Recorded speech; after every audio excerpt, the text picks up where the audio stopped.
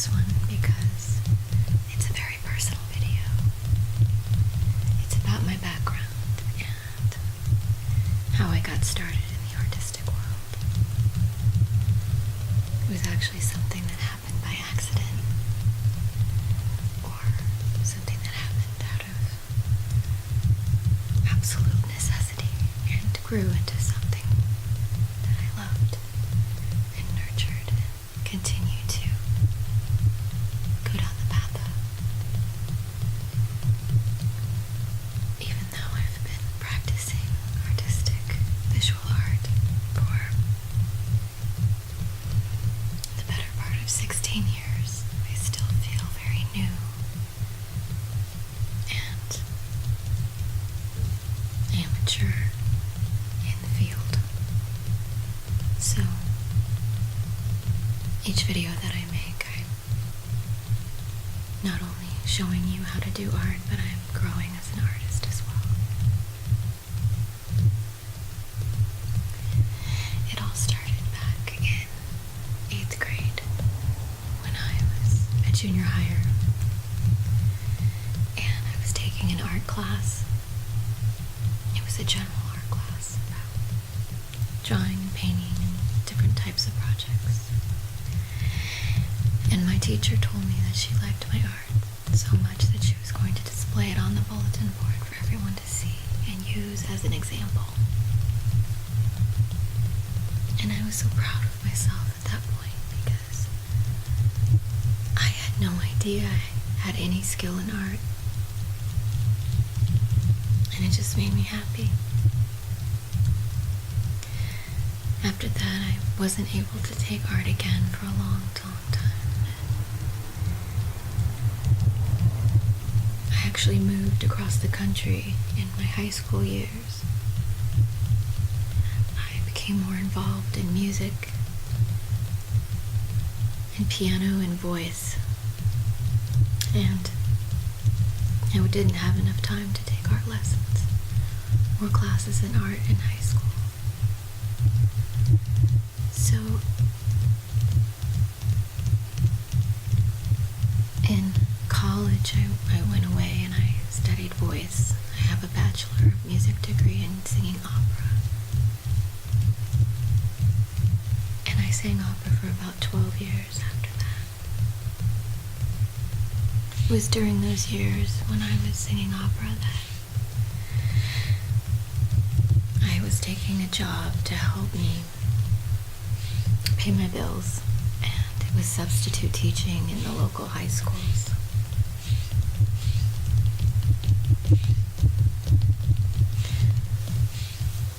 I didn't like subbing, but it did pay well, and my mom at the time was an English teacher. She introduced me to all of her teacher friends and lots of different departments at the school. One of the departments that I subbed a lot for was the art department, and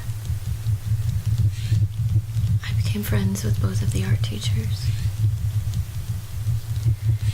Unfortunately, one of the art teachers became very sick. She was actually the head of the department.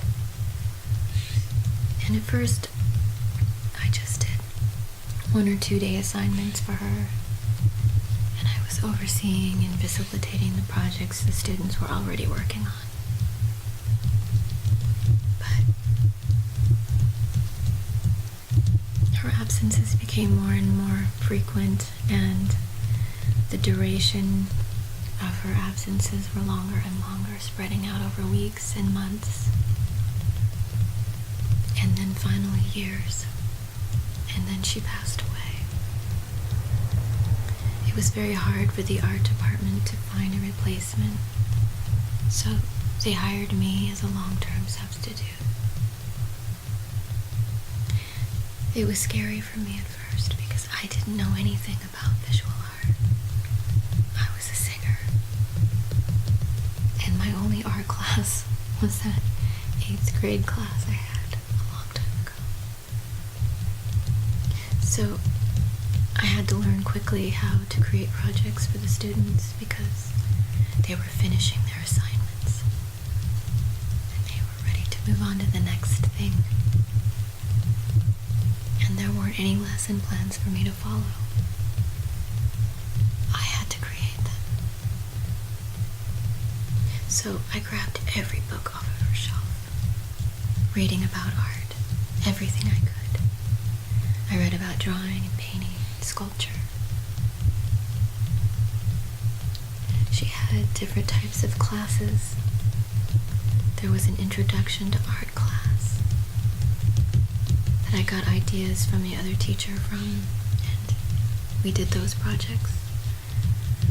But the drawing and painting course and the ceramics courses, I didn't know what to do with. So I started creating all different types of art from the books I was reading. The first art that I made as an adult in my late 20s.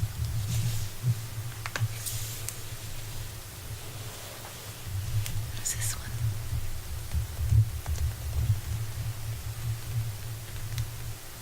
This is a picture of a parrot.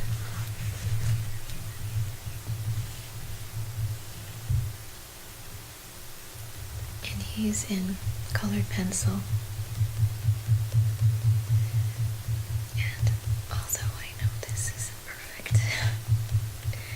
This was the first thing I ever made as an adult.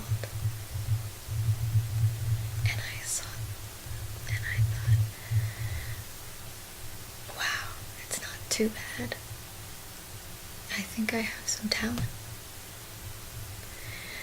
And it gave me hope that I could be an artist, that I could create works of art. I could teach art if I wanted to. This was the first assignment that I put up on the board for the drawing and painting classes. And they did a good job, and they enjoyed the project. They were surprised that this was the first piece of art I had ever made.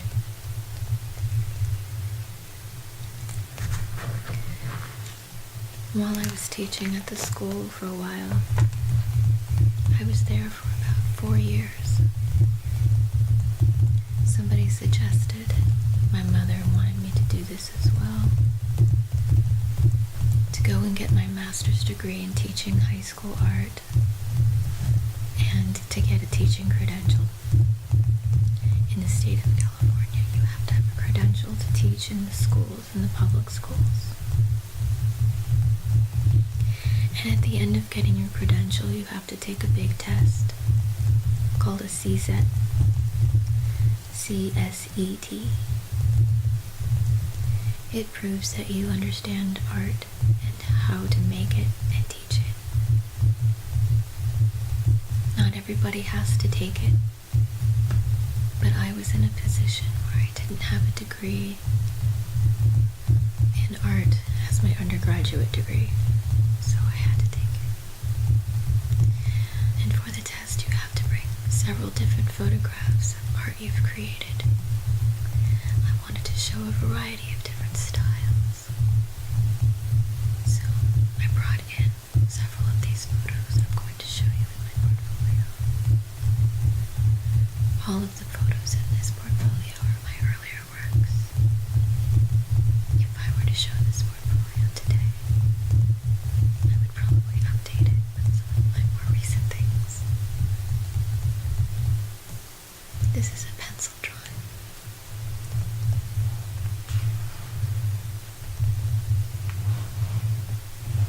Called The Winged Victory. I don't think you're going to be able to see all the details of the shadows and the folds and creases. But this is a statue that stands in the Louvre in Paris. It's at the top of a staircase. She's headless and armless. And I think they had to reconstruct one of her wings because it was missing when they found it in the archaeological dig. She's called the Winged Victory of Samothrace, or sometimes called the Nike. And she's carved out of marble. So in my background I made it marbleized. When I did that, I got the paper wet and it buckled in this area. So there's a little bit of a wave pattern. This is quite a striking structure when you see it in real life. It'll take your breath away. My drawing for this is 4 times this size. This is a photograph.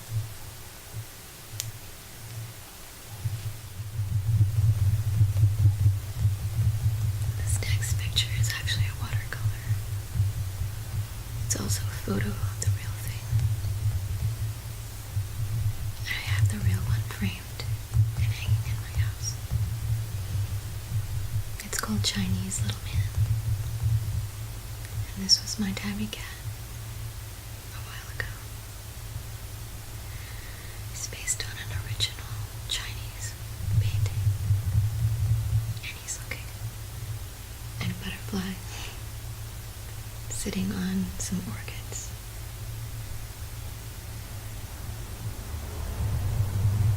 This is one of my favorite pieces I made for the collection.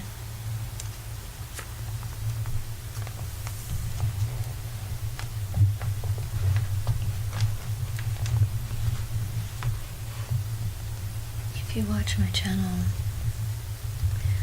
you'll notice that I love mixing mediums.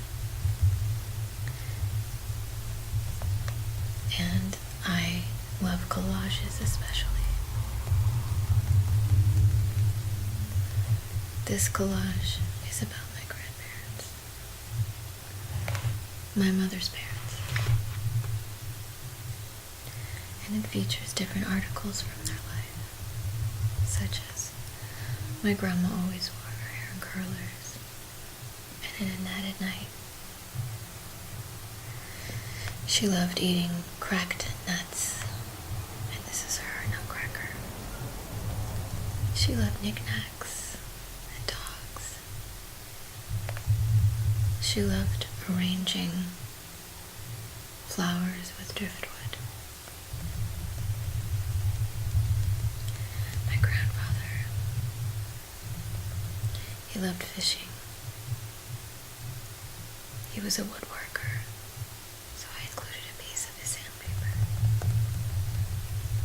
And he'd always listen to baseball games on his little radio in the garage. Whenever I look at this piece, I think of them. I miss them very much.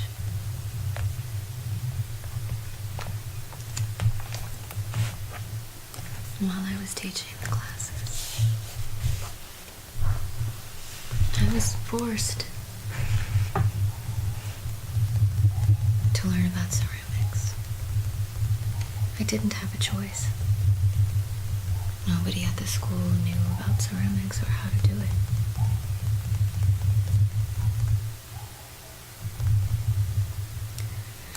So I took many classes in ceramics to learn.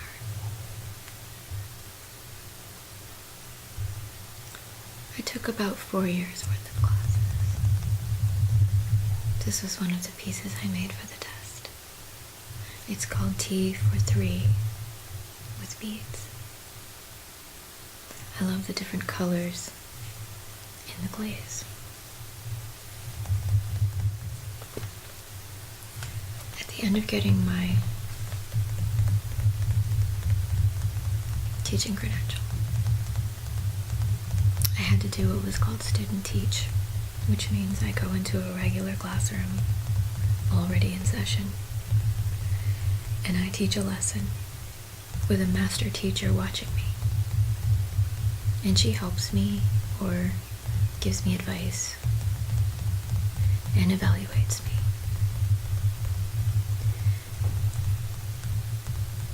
And for my students, I had the assignment of creating ancient jars or pitchers, which I'll show you pictures of at the end. For an example, I did this one. This is decorated not with glaze, but something called iron oxide. I'll show you the original. Right here.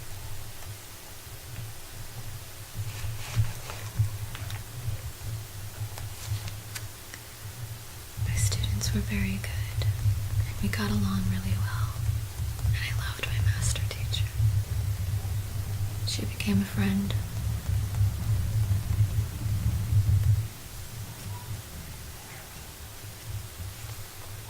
I made other things as well. This is an ancient mask.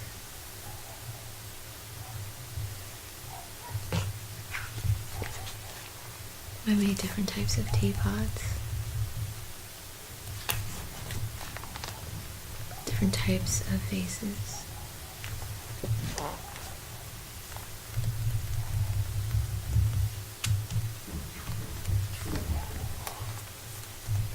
And this is the oldest artifact known to man, the Venus of Willendorf. I have a separate video about my ceramics collection. I'll have to link to this video. This is just a sampling of those items.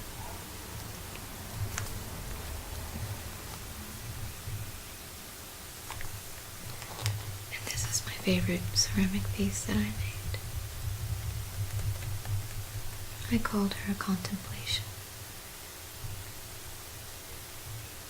I gave her away to someone that I really cared about. So I don't know her anymore. She's just in my photos.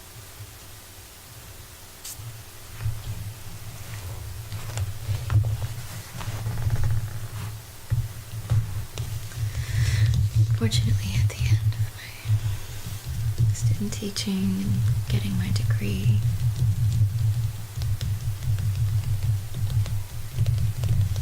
the state of California started to pull out money from the schools, and a lot of teachers got what was called pink slipped, which means they lost their jobs. And the first to go in the schools were the arts and the music and all of the elective courses. So right when I was ready to teach,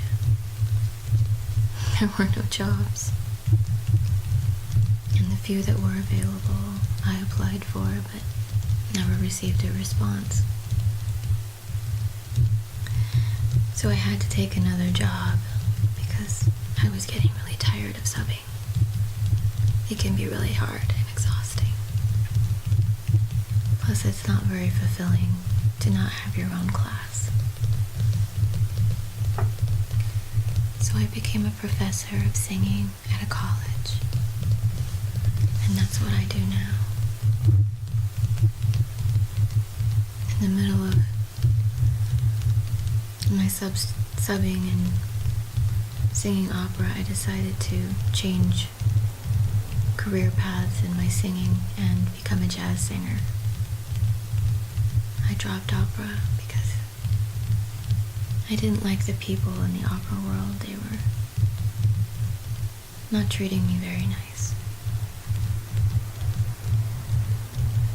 Plus, I've always wanted to sing jazz, and I really enjoy doing that.